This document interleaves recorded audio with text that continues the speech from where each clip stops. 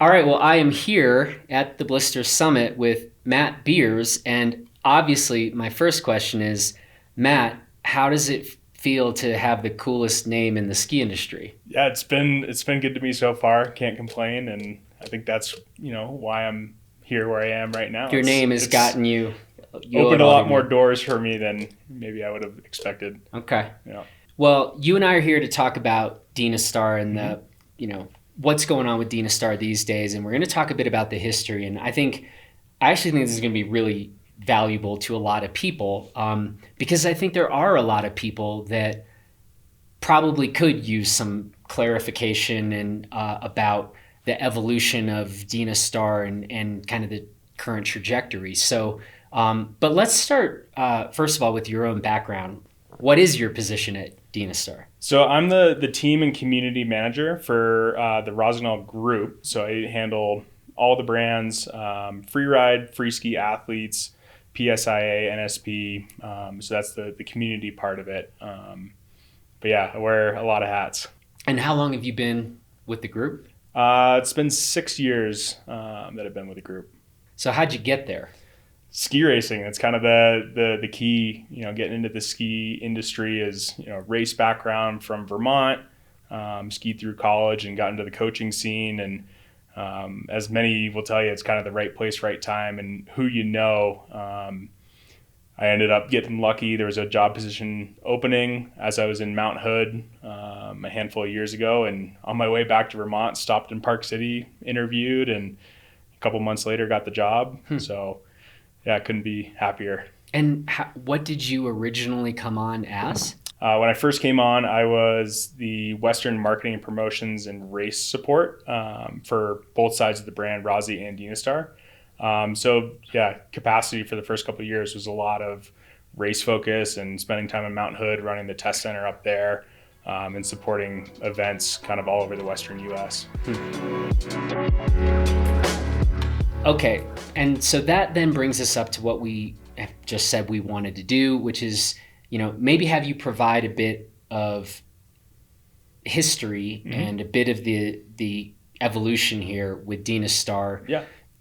I think I want to go maybe back to the Cham line, and that puts us roughly where? That's kind of right when I first started with the brand. So that's 2015, 2016.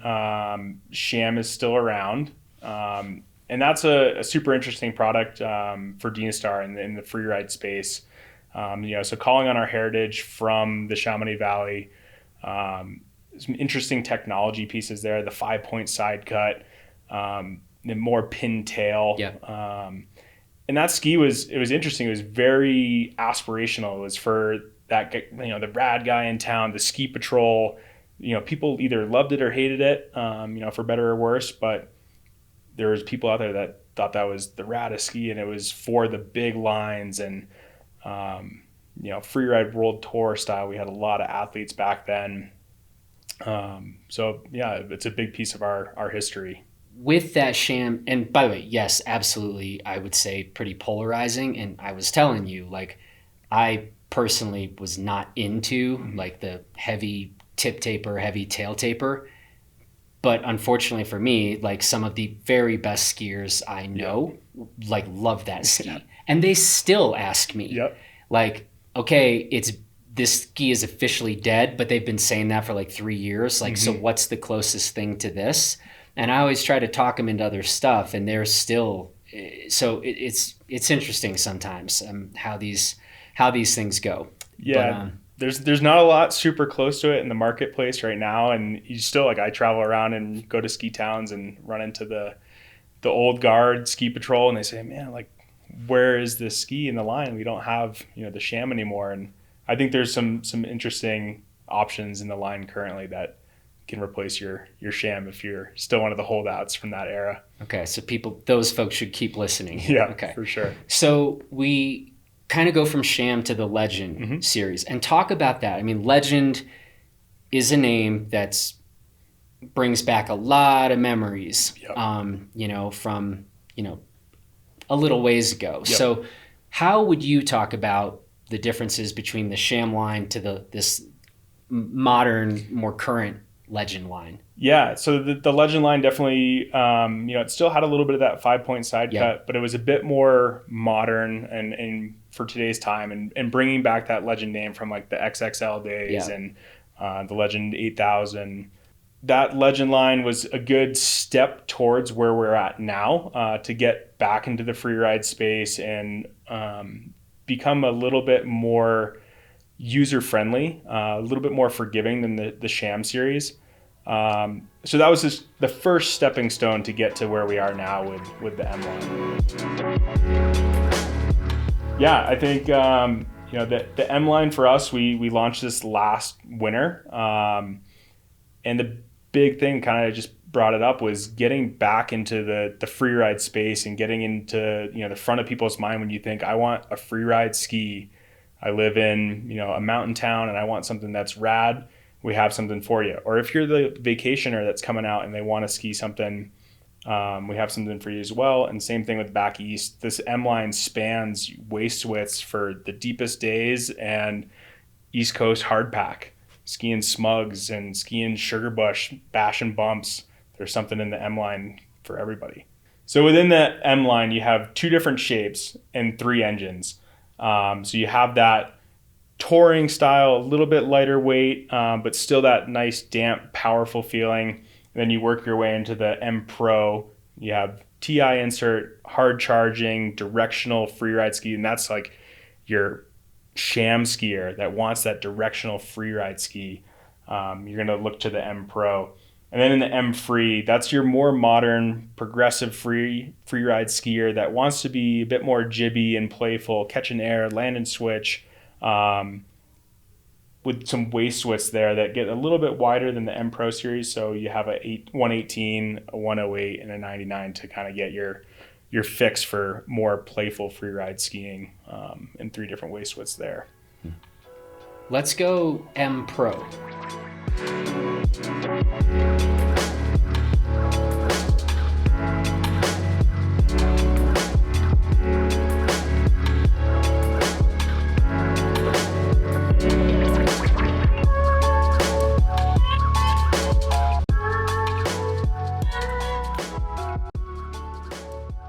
Narrowest ski in the line.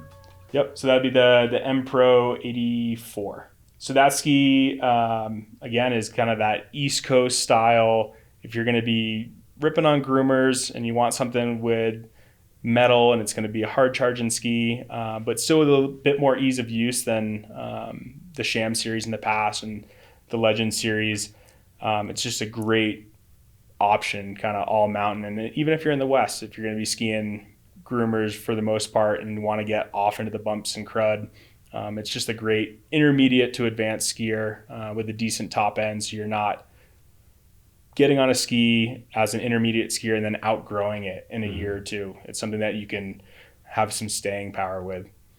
And then as you move on, you go to M-Pro 90, and that again is kind of that same mix of skiing on groomers, having a really good time, good amount of camber underfoot, being able to rip arcs, like race background. You want to be able to ski hard on hard packed snow, but again, having that early rise in the tip, allowing you to explore the mountain a bit more. It's just a super versatile ski. And then moving on from that, you go to the M-Pro 99, and that right now is probably my favorite ski in that M-Pro line. I'm living out in Utah, being able to ski a mix of soft snow and hard snow. It's just really interesting to feel what that PU wrapped around the core does, giving you like a super unique on snow feel. You're always glued to the snow, super damp, stable, but you still get that power from the TI insert in there. So you get that gas pedal that you're looking for. So rounding out the M-Pro line is a ski that Blister knows very well. Yeah. It's had a bunch of different names over the years, but the Pro Rider is back. The 105, 194 free ride world tour style ski, hard charging, directional. People love that ski. It's a legend for a reason. And is it Has that seen any tweaks or updates, or are we That ski remains the same. Yep. No tweaks or updates as of now, but more to come in the future on that ski. Okay. A little tease for next year. A little tease, yes. Okay, so that's the M-Pro line. And it is funny. We have had, like, I'll come into HQ and notice that ski's out. And then I'll just kind of send a text like, who was out, who was out on the Pro Rider. And so it still gets its days out here for sure. Yeah, so moving on, you move into the M-Free category. And this is something that's been really interesting over the last couple of years, just in the development cycle of that ski. And, from my position, a little bit more geared towards the athlete side of things, watching this ski series come to life has been really, really cool.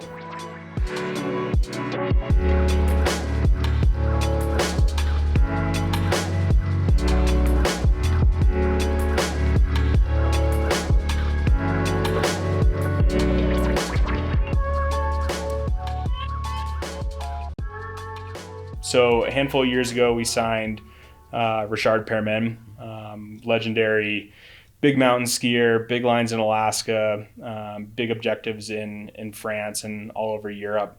And when he came on, the first thing he wanted to do was build a ski that he could ski fast.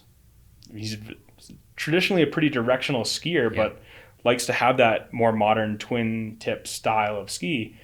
And so he wanted something that he could ski fast, big lines in AK, and that's when we came out with the factory proto. So it was a big change for Dynastar to have something back in a more twin tip shape after years and years of this directional freeride ski with the Cham and the Legend.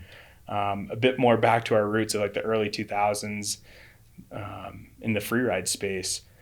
So Richard coming in to the team kind of pushed us into a direction that we needed to go in to, get ourselves out of the woods a little bit and be a bit more upfront in the freeride world. And so, with Richard's help and the help of the rest of our team, after building that proto, that turned into the Menace proto, that kind of funky Miami Vice graphic from 2 years ago. And then starting to bring that line down to narrower waist widths.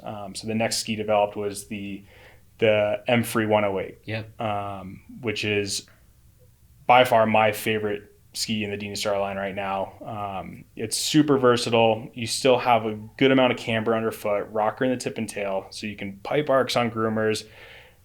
And it's just that loose, playful feeling that doesn't really let you down at high speed where, there's definitely some skis where you're not as comfortable when, you really need it. So it's a really, really fun, cool ski.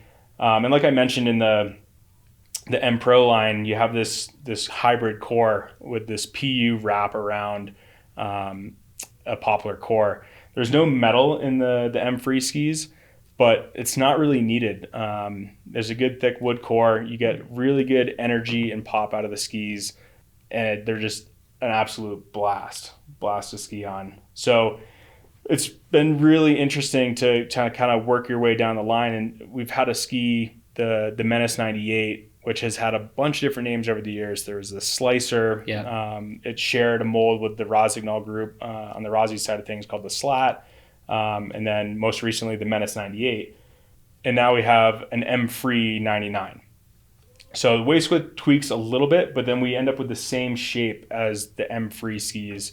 So again, a little bit more rocker in the tip and tail than the previous Menace 98. So it makes the ski a lot more versatile. It's not just that kind of front side park style ski. So this new M-Free 99 becomes, that East Coast all mountain charger. And it's still super fun out here out west.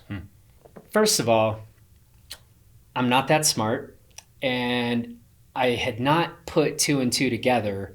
One of the things when we first got on the proto, and it is 117-ish? Yeah, 18-ish. 118-ish? Yep.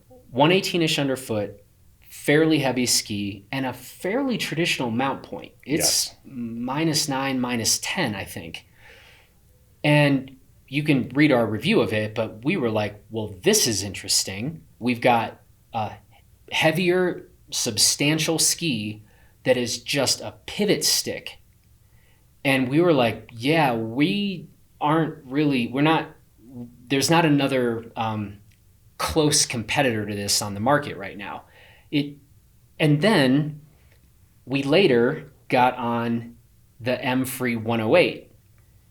And if you read our review of that, we're like, whoa, this is wild how loose and pivoty it is. And this is the part that proves I'm not that smart. I never tied it back to like, well, yeah, we're kind of going for a similar feel to the Proto. And so that actually makes a lot of sense. Now, this has been one of the biggest revelations of the Blister Summit. That is not an overstatement. If you read the review we wrote of the M-Free 108, we chose to review it in the 182 centimeter length. And we did that because it goes 182 and then there's a 192 centimeter length. And so we were kind of like, well, it's a 108 underfoot, so let's kind of put it up against, like a 185 centimeter Blizzard Cochise, and that's kind of how we tend to do things. And if you read our review, it's like, oh, if you want a super playful, super loose 108 millimeter wide ski, go there. But if you're into more kind of big mountain charging and stability is more important to you and precision than looseness, we don't think this is the ski for you. Now, this week,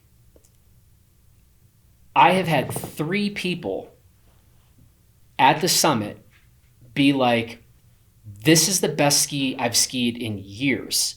And they're talking about the M-Free 108. And I'm on the chairlift with them, and I'm like, wait a second.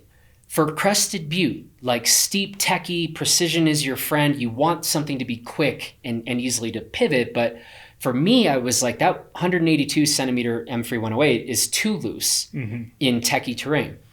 And I was 2 laps in, still interrogating these people.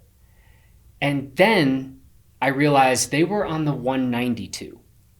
And as you know, I like freaked out and came running to you and was like, okay, first thing, we need to review the 192 centimeter ski. But I think this is one of those examples where for that really playful, jibby skier,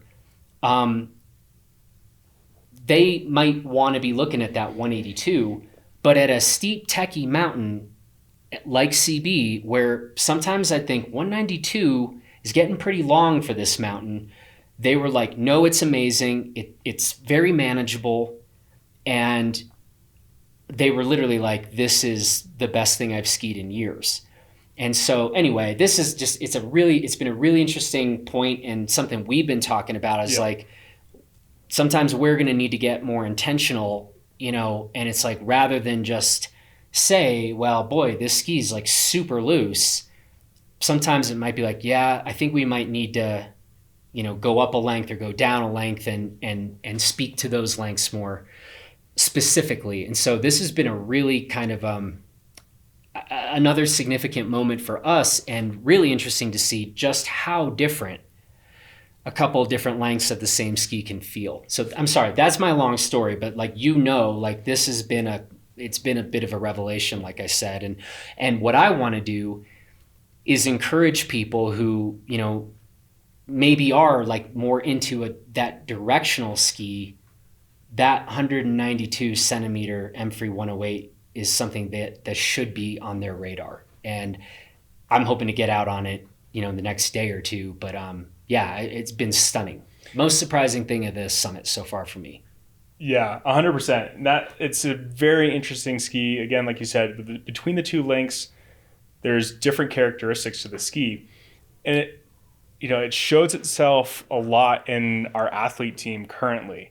So we have former Freeride World Tour alums. We have a guy like Sander Hadley, who's very playful, very bouncy on the skis, likes stuff to be able to nose butter and pop and very jibby. And we have ex ski racers that are, are transitioning into the free ride space. And all of them, it's the 108 is the ski, depending on the length. We have some of the girls that are on the shorter 172 and the 182. And both Sander and then Connor Pelton, who is Freeride World Tour alum, ski both the 182 and the 192. And they use them for different applications. But that's been like kind of the coolest thing to see them ski those skis, play with mountain points, and find that, all right, if I move it a little bit more forward on like the 192, it becomes even more jibby and more similar to the 182. But at the line on the 192, you get that Freeride World Tour style ski. So Connor Pelton down in Telluride is ripping big lines fast and feeling confident and stable on that ski. But then when he needs to shut the ski down, he's able to pivot it and slash and slarve and have that playful feel. It's a really, really fun, cool ski. I really recommend getting out on it and trying a couple different lengths if you have the opportunity. Yeah. Okay, well, so in sum, we've got the M-Pro line, the M-Free line, and the M-Tour line. And hopefully we've given people here a bit of a better sense of maybe, which of the three sort of series lineups within the M series might make the most sense for them to start digging into. And we're looking forward to getting on some more of the skis in the series and doing what we do. But yeah, I think we've done a pretty good job here of giving the overview. M-Pro, M-Free, M-Tour. Yeah, 100%. And in summation of the family, this M-Line family, the story kind of is this hunt your line where each skier looks at the mountain differently. And so you have that younger, more progressive freeride skier, and they want to be able to ski and find the side hits and the poppers, and here's a cliff drop over here. You're kind of in that M-Free family. And then the skier that's a little bit more traditional and they want to be directionally charging, fast skiing, M-Pro is for you. And then again, you have a little bit lighter weight option in that same chassis as the M-Pro with the M-Tour. So the guy that wants to throw a Dynafit binding on there and go out for a skin, get away from the lift lines and all the crowds, you hop on an M-Tour and you hunt your line that way. So there's a ski for everybody in this family, and definitely recommend getting out and trying some of it. Well, very good. Well, Mr. Beers, thank you for the time and walking us through the lineup. And we got a couple more days here at the summit, and look forward to getting on more of this stuff and keep coming back and telling you some of our initial impressions on some of this. So thanks for having us, and looking forward to the next couple of days. Awesome. Thanks, man.